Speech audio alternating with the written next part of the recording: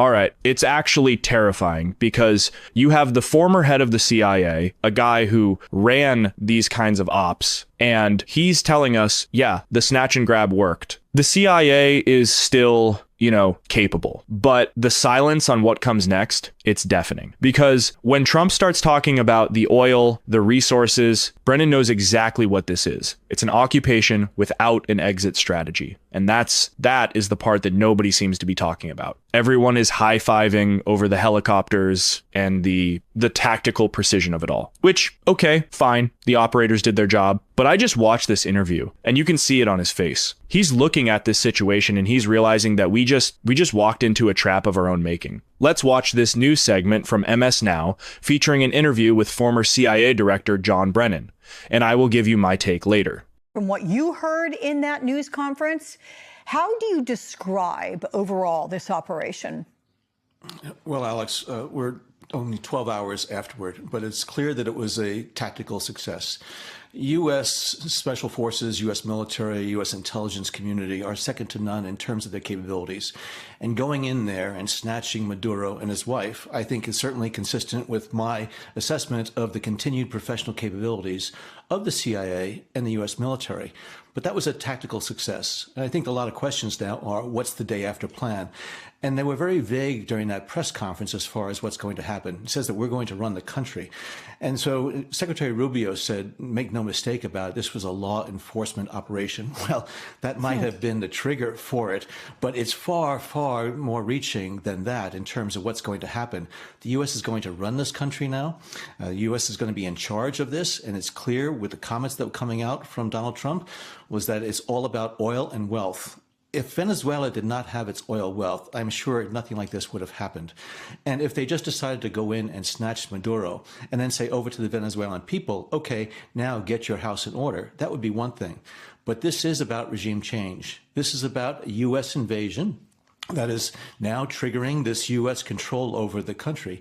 And I'm sure it's going to be roundly condemned and criticized, not just by the global community, but some of our closest allies and partners. This is unprecedented in so many respects. And yes, people will draw analogies to the situation in Panama, basically 35 years ago or so. But in that instance, there was a U.S. Marine that was killed before it happened. There was a large U.S. military presence in the country that was basically under risk. And also the Panamanian General Assembly had declared war on the United States. None of those triggers happened here. So it's very clear that Donald Trump sees this as an opportunity to seize the country, the wealth of Venezuela. And as he said, the American people, as well as the Venezuelan people, are going to benefit from this. But we're going to be talking about Venezuela for a long, long time to come. And I am just, puzzled as to how they're actually going to effectuate this regime change. I always like to drill down and try to get details, logistics, John. So the question to you, these are big things. The president says that the United States will run the country. How does that even happen? What do they do? Do they have somebody who's a representative, an appointee, an ambassador that steps in? Does this also require CIA to stay embedded there in Venezuela? Because you know that there will be opposition to whatever happens from the United States, if not from the people themselves, if they feel liberated, certainly from supporters of the Maduro regime. Yes, these are all excellent questions, Alex, and these are the ones that members of Congress should be pounding on their desks now, asking the Trump administration, what is going to happen? How is this actually going to take place? But for the U.S. to run this country, you would think that there's going to be U.S. boots on the ground. There are still a lot of elements of the Venezuelan system that support the Maduro sort of Chavista philosophy. The Interior Minister Cabello and the Defense Minister Patrino, they are very much the pillars of the institutions within Venezuela. And I don't believe that the Venezuelan people are going to just unanimously just embrace this U.S. takeover. There are a lot of differing views within Venezuela. Yes, a lot of people are going to be very glad that Maduro is gone. But the question is, what are they for? We know what they may be against, but what are they for? And this is going to be a real tough slog. We know that democracy or the democratic building process is very messy. Look at what's happening here in this country. And to try to do this in Venezuela now, when you have a system that really has been in place for several decades and just trying to turn it around, democracy and an open and free society is not like a light switch that you can just flip. And so, again, I think there are a lot of questions. And again, 12 hours into it, yes, we can all be happy that there were no U.S. military forces that were killed in the action, at least what is said so far. But there are a lot of questions and a lot of equities that I think are going to be at stake in the days, months, and even years to come. John, how dangerous of a period are we entering right now? Well, I think the situation in Venezuela has been very unstable for many years. I mean, crime has been quite rampant. But again, you have these various security forces and you have these motorcycle gangs, the colectivos, that really run around the country. And so I think there's going to be a lot of jockeying for position, both in terms of political position, security capabilities, and so on. And so I do think that if U.S. military boots are going to be on the ground, they have to anticipate that there will be some Venezuelans who are going to be very much opposed to what is viewed as American imperialism. And this sense that, might makes right is something that maybe within the Trump administration, it resonates positively. But I think there's also going to be a lot of concern in the neighboring countries that if it happened in Venezuela, it can happen in other countries as well.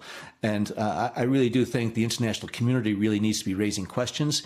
This basically is the equivalent of what Vladimir Putin did in Ukraine in terms of legitimizing an invasion of a neighboring country because they see some risk there. What signal does this send to Xi Jinping in China as far as Taiwan is concerned? There are a lot of implications of this, a lot of implications for the situation in Venezuela, but also many implications of the global community. And I don't think the global community wants to have a U.S. administration that is basically pursuing its own version of vigilante justice internationally. And I do think that there really needs to be a real serious congressional look and scrutiny of this, not in terms of just what happened, but what is going to happen in the future. Okay, so here's the thing that drives me crazy. Trump went on TV and admitted, or no, he bragged that this whole thing is about the money, oil, and wealth. Those were the words. I mean, usually they try to, dress it up. Usually they tell us it's about freedom or liberation or whatever. But he just stripped all that away. He's telling us to our faces that we are invading a sovereign country to take their stuff. It's gangsterism. There's no other word for it. And then he says, we're going to run the country. Run the country? How? With what army? Brennan is sitting there trying to be diplomatic, but you can tell he's baffled. He's asking the question that apparently nobody in the White House bothered to ask. Who is going to actually do the work? Are we sending in, civil servants? Are we sending in thousands of bureaucrats to Caracas to fix the power grid? It's delusional. The scariest part is that they're calling this a law enforcement operation. Like it's just, serving a warrant on a bad guy. But you don't overthrow a government to serve a warrant. And Brennan points this out. This is regime change, plain and simple. And if we can do this, if we can just decide that we don't like a leader, fly in, snatch him, and declare that we own the oil now, what is stopping anyone else? I mean, think about the signal this sends. Brennan brought up Ukraine. He brought up Putin because it's the exact same logic. If might makes right is the new American foreign policy. If we're just doing vigilante justice on a global scale, then we have zero moral standing to tell Putin to stop. We have zero standing to tell China to keep its hands off Taiwan. We just validated every dictator's wildest dreams. And let's be real about the day after, because that's what Brennan is really worried about. It's easy to break things. We're really good at breaking things. But fixing them, building a democracy in a country that, frankly, half the country might hate us for being there, it's going to be a nightmare. You've got these, what are they called? The collectivos, the armed gangs. They aren't just going to vanish because Maduro is on a boat to New York. We are looking at an insurgency. We are looking at U.S. boots on the ground for, I don't even want to guess how long. Years? Decades? And for what? So we can say we won? It's just, it feels like we learned absolutely nothing from the last 20 years. Nothing. So when you hear them celebrating the tactical success, just remember what Brennan said. Winning the battle is easy, but we just started a war that we have absolutely no plan to finish. And the only reason we're doing it is for the wealth. It's sickening. Does anyone else feel like we're sleepwalking into another forever war? Or am I the only one seeing this? Let me know in the comments if you think Congress is actually going to do its job and stop this, or if they're just going to roll over. Don't forget to subscribe if you want to stay sane through whatever this is. I will see you guys in the next one.